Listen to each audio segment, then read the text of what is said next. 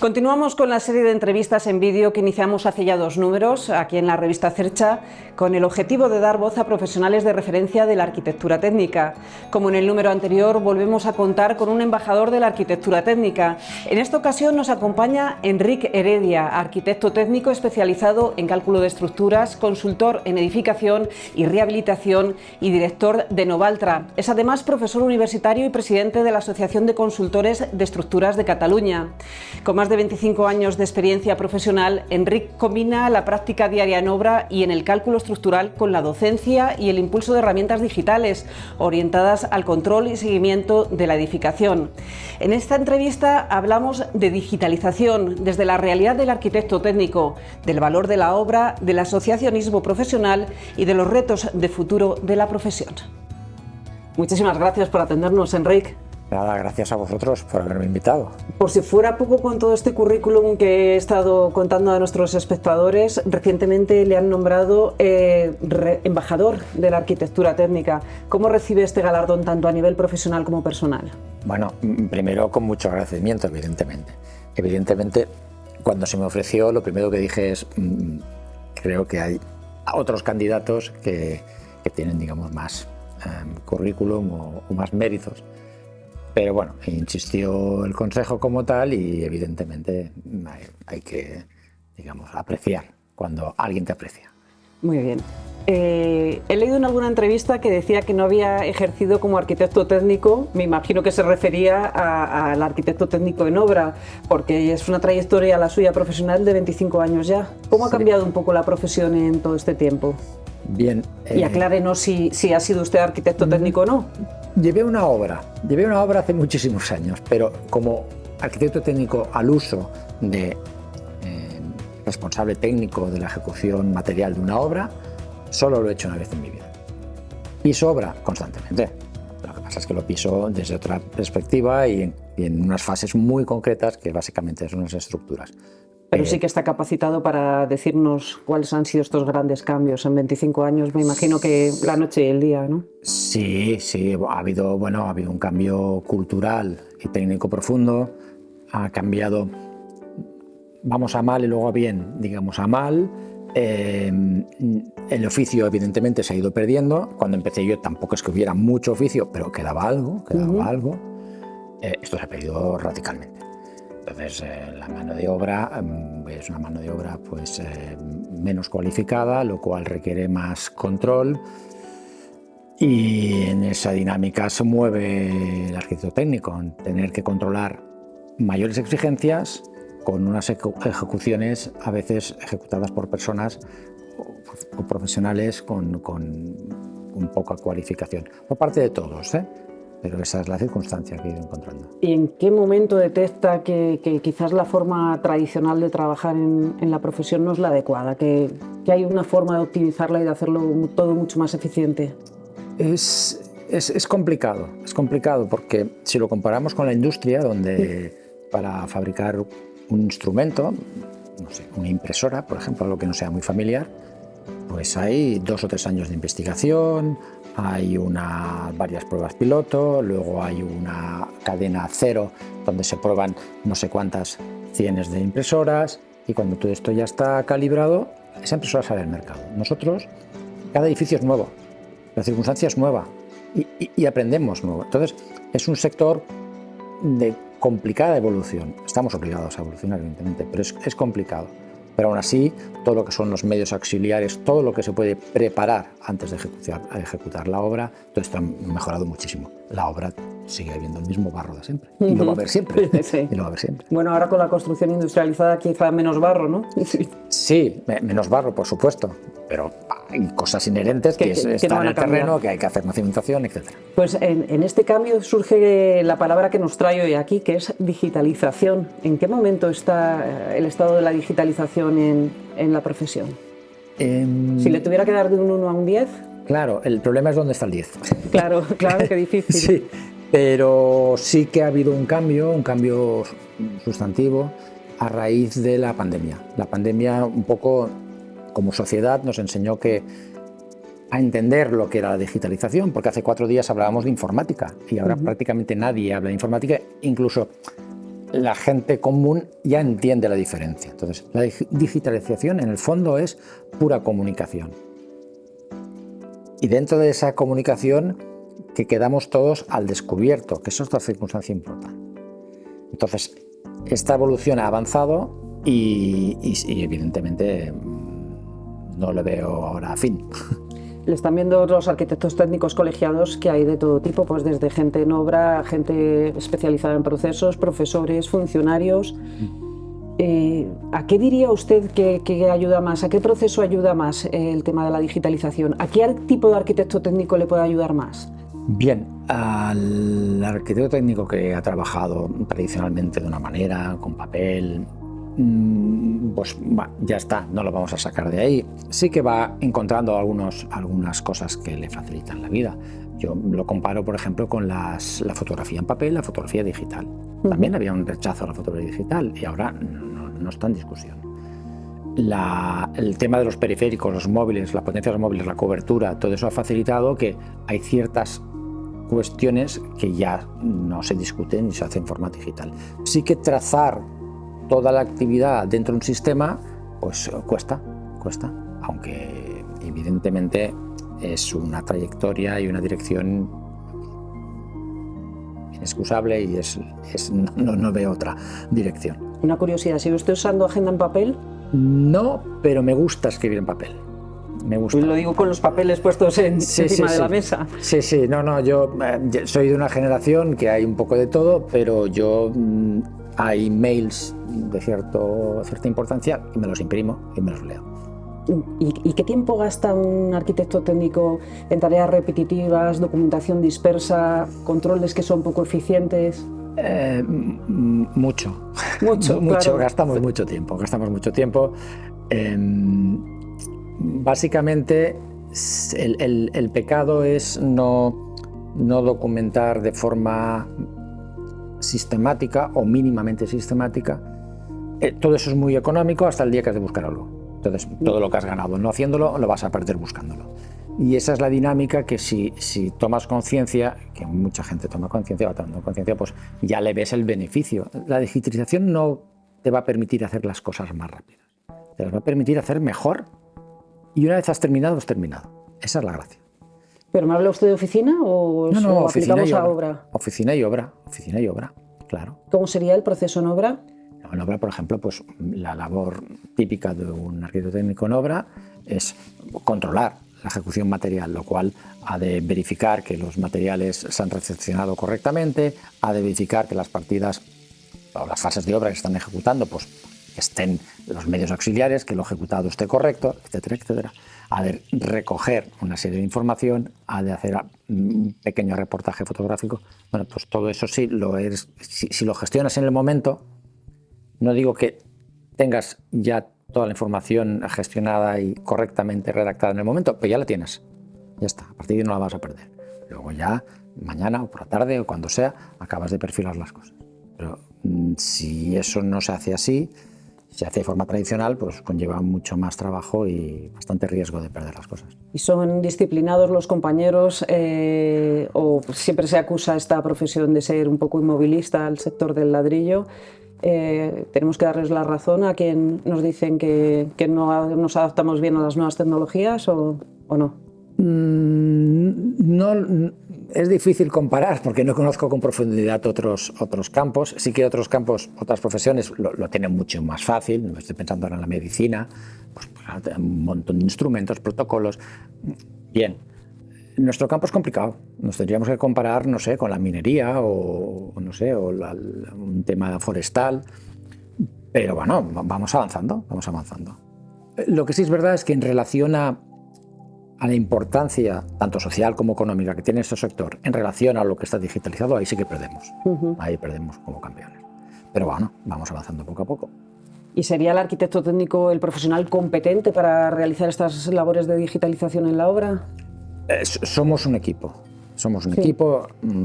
participa el proyectista, que lo normal en edificaciones es que sea un arquitecto, participa el director de ejecución de obra, que lo normal es que sea un aparejador, digámoslo así, pero participan muchos otros roles alrededor de la edificación. Pero sí, el arquitecto técnico tiene oportunidad y responsabilidad de colocarse como el agente que va a hacer posible la construcción. Básicamente lo que hacemos es construir. Pues esa construcción requiere de una digitalización para tenerla muy bien controlada. Y ese es nuestro rol. Al final, un trabajo bien documentado es una forma de realzar un trabajo bien hecho. Bueno, para un arquitecto técnico. Por supuesto.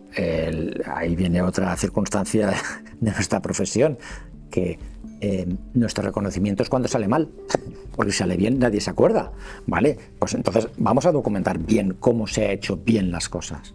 Y no solo para ese motivo, sino que ese bien que se ha construido es lo menos que le va a pasar a ese ente. Ese ente va a tener una vida útil muy larga, que habrá que mantener, reformar. Esa información va a ser súper valiosa. Enrique, hablamos un poco de Novaltra. Cuéntenos, ¿en qué momento usted detecta que hay una necesidad en el mercado que puede venir a cubrir esta empresa? Bueno, a ver, Novaltra tiene ya historia. Sí. Y de hecho Novaltra arranca de otra empresa, se llama Valtra. ¿Sí? Se transformó a Novaltra por una cuestión de nombres. Y arrancó porque mi especialidad es el cálculo de estructuras y claro, una vez has hecho un cálculo, has hecho dos, el tercero ya te cansas y lo programas. Entonces ahí es donde yo me introducí en la informática. Entonces yo ya estaba introducido en la informática hace mucho tiempo y surgió una cosa rara que le llamaban el código técnico de edificación. De hecho era el borrador. Y desde mi colegio, el Colegio de Aparejadores de Barcelona... ¿Hablamos 2006 o 2007, ¿no? 2004, sí estaba al principio. Entonces, me dieron el borrador y me dijeron, bueno, tú encárgate de ver eso de la control de calidad, cómo se hace. Me lo leí y dije, esto es infumable, esto como no se haga un programa. Entonces, a partir de ahí me fui introduciendo en este campo y fui avanzando en la parte informática, que luego ya saltamos a la digitalización. Uh-huh. Y con esta digitalización, ¿qué tipo de problemas, sobre todo en el seguimiento y en el control de obras, se resuelven? Bueno, pues básicamente la intención última es anticiparse a los problemas, porque ya los tienes documentados y tienes la trazabilidad de cómo está viniendo esa circunstancia que tú puedes atajar a tiempo. Y luego cómo involucras a todos los agentes que participan en la obra. La digitalización es una herramienta fantástica para la gente que lo hace bien. Uh-huh. Y lo dejo ahí. No, es un punto quizás para reflexionar. Si sí. no lo haces o lo haces mal, de poco te va a ayudar, ¿no? Nada, en absoluto. Por ejemplo, y está mal que lo diga, pero veo algunas tendencias por parte de procesos de la administración pública donde la digitalización, en vez de aligerar la carga de gestión, la han cargado. Y dices, pero ¿cómo? Pero si esto era un paso, no 15. Bueno, ha pasado esto con el tema de las ayudas de los fondos Next Generation, este exceso de burocracia, que dices, madre mía, ¿quién ha pensado en este proceso? Es un tema cultural que no culpo a nadie, si estuviera yo hubiera hecho lo mismo seguro, pero es un tema cultural que poco a poco entre todos vamos aprendiendo y que nos ha de ayudar a simplificar, no a complicar más las cosas. Muy bien. Hablábamos antes de reticencias del sector a digitalizarse. ¿Cómo ha recibido una herramienta como Novaltra al sector? Bueno, es una labor de... ¿cómo se llama esto?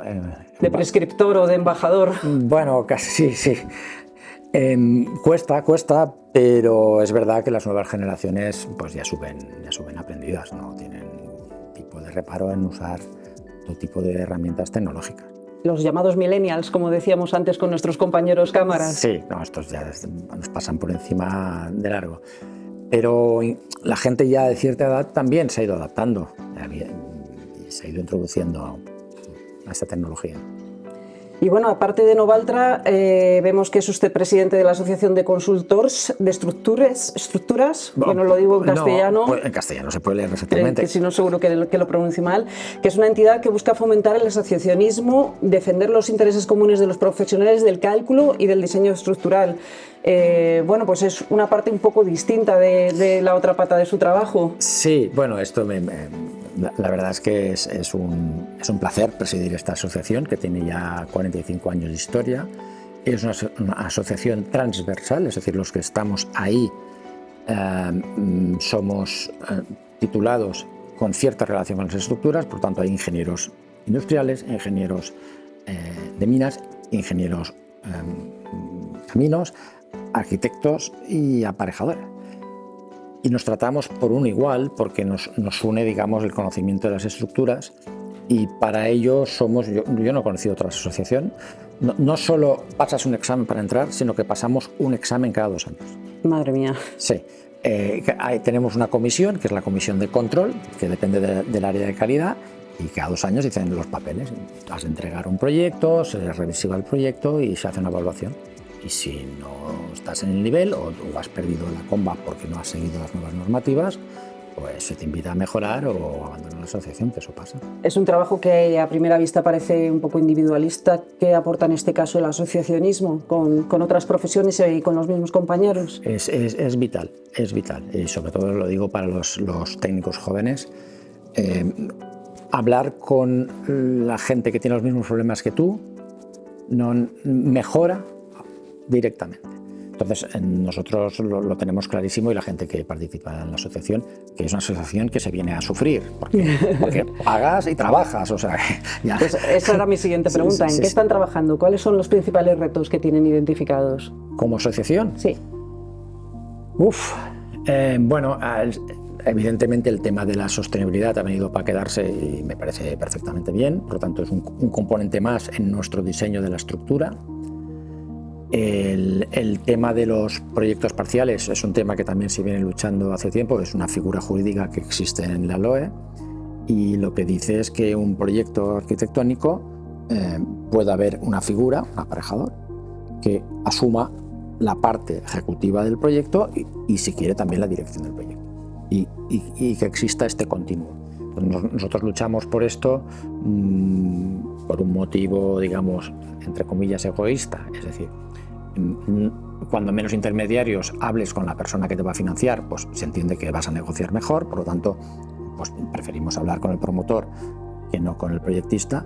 Ya veremos si esto sale bien. Y por un motivo ya más real, más noble, es que existe una parte oscura entre el proyecto y la obra, que nadie está ahí, pero nadie la acaba de asumir. Si tú lo asumes todo, lo vas a tener que hacer. Me refiero a la puesta en obra, a los encofrados, a la planificación de la ejecución, etcétera, etcétera. Todo esto a veces queda diluido. Y estos proyectos parciales siempre se acogen desde la parte de director de obra. Nosotros, desde este aspecto, necesitamos al director de ejecución de la obra. Nosotros eso no lo vamos a sustituir. Nosotros lo que vamos a sustituir es al director de obra para gestionar, digamos, toda esa coherencia desde el anteproyecto hasta... O sea que el papel del arquitecto técnico vuelve a ser crucial. Por supuesto, sí. Mientras haya que construir, hace falta un arquitecto técnico. Y volvemos hablando del cálculo de estructuras, volvemos un poco a entroncar con lo anterior. Me imagino que la tecnología, las nuevas tecnologías y los procesos de digitalización son imprescindibles también, ¿verdad? Sí, nosotros llevamos en el mundo del cálculo de la estructura, pues empezamos, yo ya me incorporé que ya existían ordenadores, no Windows, porque existían ordenadores. Los mayores, cuando yo me incorporé, calculaban con reglas de cálculo. Bueno, y poco a poco hemos ido evolucionando. Ahora se calcula con programas muy sofisticados que te dan muchísima información, pero es normal, todas las generaciones se quejan de las anteriores. ¿Y qué le pasa al técnico joven? Que recibe la información de otro modo. Entonces, si no has bajado al qué y el por qué y lo has sufrido a mano, lo aprendes, pero de otra manera. Entonces, eso a veces hay que irlo puliendo. Le preguntaba antes por su agenda y es que yo me imagino que tiene que ser un tipo de Excel pero muy complejo para que sepa cuadrar todas estas cosas, porque encima es usted profesor universitario. Sí. No sé de dónde saca el tiempo, pero cuéntenos cómo ve a las nuevas generaciones de próximos arquitectos técnicos. Bueno, el tiempo es cuestión de organización, pero, más o menos, sí. Pero muy prusiana. Sí. No, bueno, a ver, en general el nivel se ha relajado, esa es una realidad. Hoy en día acceder a la universidad es mucho más accesible que lo era en mi generación, y mi generación muchísimo más que la anterior, etcétera, etcétera. bueno, es una realidad. ¿Se refiere más a medios económicos que a dificultad en el proceso de acceso? A la exigencia, es decir, ahora diré, no, hombre, los alumnos que salen ahora son peores que los de mi generación. Lo puedo pensar, no lo puedo decir. No lo he dicho. No, que, pero, que tenemos también muchos telespectadores que son jóvenes. Sí, no, pero tienen muchas herramientas y muchos años para aprender. Entonces, bueno, es una cuestión de motivación más de capacidad, porque la capacidad la tienen sobrada. ¿Cree que en los planes de estudio actuales se está preparando a los arquitectos técnicos a todas estas nuevas herramientas y a todos estos nuevos sistemas de trabajo? Diré primero no, luego diré que se hace lo que se puede, pero es que es muy complicado porque es que estamos en una realidad cambiante. Entonces, ¿cómo te afianzas en algo que sabes que mañana va a ser distinto? Entonces, la ley nace vieja, pero es que nosotros ya también nos va superando. Claro, la tecnología. Sí. A mí en mi carrera de periodismo todavía hacíamos los periódicos con un tipómetro y se maquetaba a mano. Entonces, que en cuanto salí ya no servía de nada. La mejor asignatura es aprender a adaptarse al cambio rápido. Eso es lo mejor. Que no te duela el cambio, porque es que te vas a tener que cambiar muchas veces. Bueno, entiendo que lo que hablábamos antes de los jóvenes como nativos digitales también les ayudará, ¿verdad? Será un punto a su favor. Esperemos. Pues nada, tenemos que cerrar ya, se nos acaba el tiempo, ya me están los compañeros haciendo alguna seña, pero sí me gustaría, a modo de recapitulación y en este papel de embajador de la arquitectura técnica, ¿qué consejo daría a los colegiados que sienten que la digitalización les ha llegado tarde? No, nunca es tarde, nunca es tarde. La vida es muy larga y aprender siempre es enriquecedor para las personas, por lo tanto, vamos, tirarse sin abandonar el origen, hay que bucear en la tecnología y atreverse, siempre desde una vista escéptica y con una cierta distancia, que no nos coma, pero sí, hombre, para meterse sí. ¿Tiene algún mensaje especial para los lectores de Cercha? Bueno, para cerrar esta entrevista. Pues que lo sigan leyendo como lo han hecho hasta ahora, una excelente revista que seguimos todos los técnicos. Pues muchísimas gracias por haber estado con nosotros y haber encontrado ese hueco en la agenda para robarle este tiempo. Faltaría más. Muchas gracias a vosotros.